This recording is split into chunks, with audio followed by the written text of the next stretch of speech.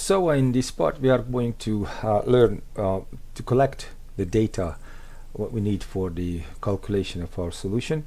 In the previous videos we occupied our position, we determined our position accurately with the aiming circle without electronic equipment, and in this part we will go through the collection of data. Well, with the key 9 you bring up this cheat sheet, which is a Arty notebook which I just developed for this mod, which helps you both in collecting data on the left side and the calculations on the solution calculation on the right side. Well, it's mainly consists of 3 parts. The data collection, because the upper part here is the map data what you need. This is until this is the range table data, and these ones are the meteorological data. So let's start with the map data, which is TR target range, TA target azimuth, and 8A elevation difference. So let's get the target range. I like always to do is to draw a big fat line between the desired spot.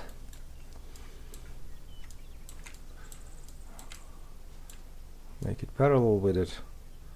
Good. And let's measure. Put as accurately as possible here. And we see that it is 3,500, 20, 40, 60. Well, 58. 3,500, 20, 40, 60, 3,560. Let's make it 3,560 for the ease. Easier to make things easier. That's our range, target range. And what we need also is the map azimuth. Need to bring our onto our position and the line as accurately as possible. And on the inner scale you can list that it's 38, it's actually 39, and where it aligns, well, that's 4, I guess, 3904. So our target azimuth is 3904. And the elevation difference, I have here 3 meters and I have there 9 meters, so as the elevation difference is plus 6 meters. Let's put that into our notebook. The target range was 3,560 meters. The azimuth was 3,904 mils, and the elevation was plus 6 meters. Knowing that, we can go into the range table of the M119 and see what charge will. I want to shoot high angle here and see what charge will go there. 3,500. This is the high angle. You see, it doesn't go. Charge 0 does not go that far. Charge 1 will go only to 3,400. So I will probably need charge 2.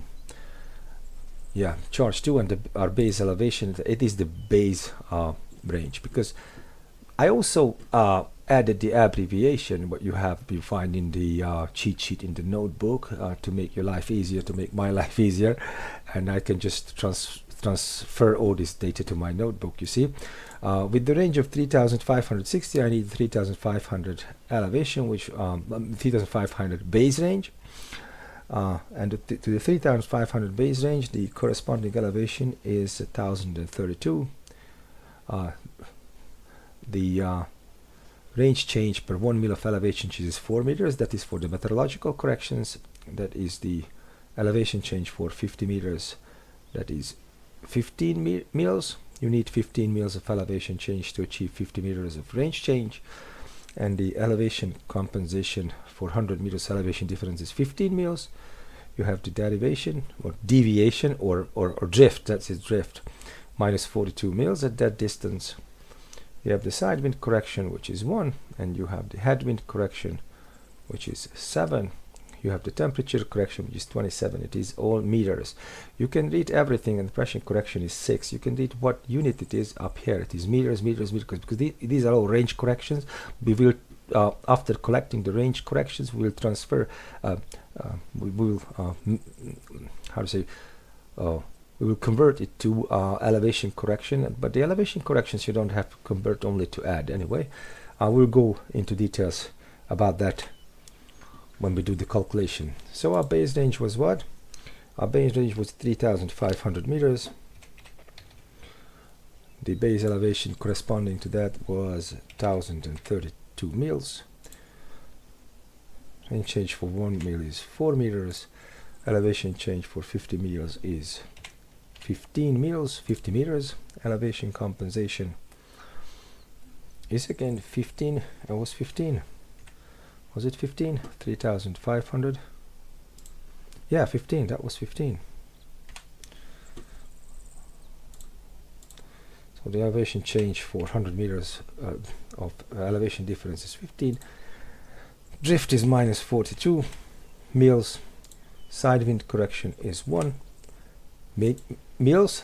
Headwind correction is 7 meters. That means for each meter per second of head or tailwind, you need to correct 7 meters of your range. Temperature correction is 27, and the pressure, it is also meters, and the pressure correction is 6. Well, what you need is the meteorological data, the side wind, headwind, temperature. The temperature and pressure is the easiest, because you go to the map, you pull up the briefing, and you have here the meteorological meteo report, and you can, and from the meteo report you can just put everything you want. The temperature is how much? It is 22.3 degrees, and the pressure is 1009. Let's not do 01. 1009 hectopascal. We need the side wind and the headwind. Well, to do that, we need the wind strength and the wind direction.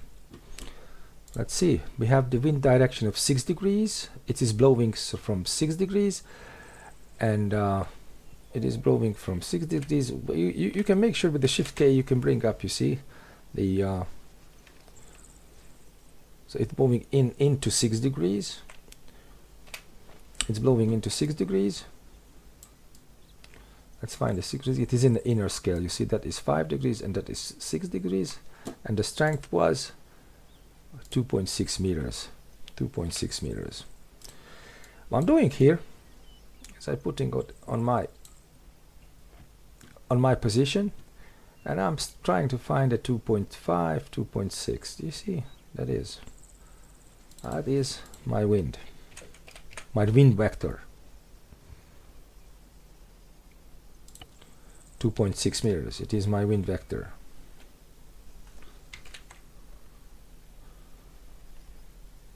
And what I'm doing here is I'm plotting out the two components of the wind, which is perpendicular and parallel to my shooting.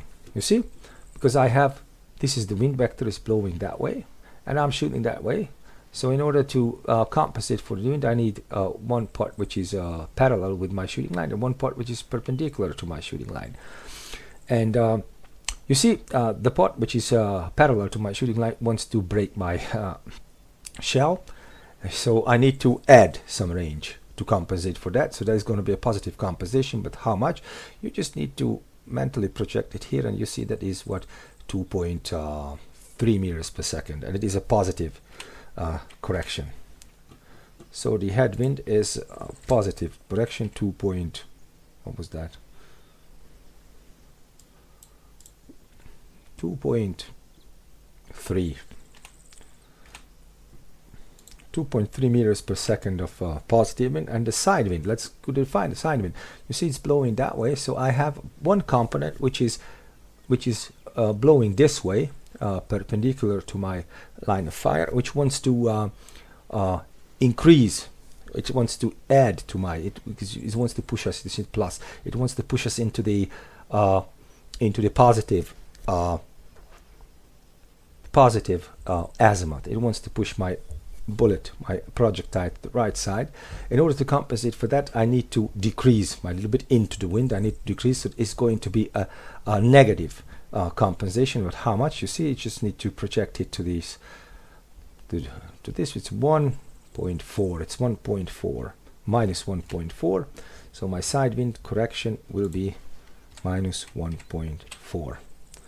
That is, you see, I just filled out all this part. I have all the data what I need to do my calculations in the next part.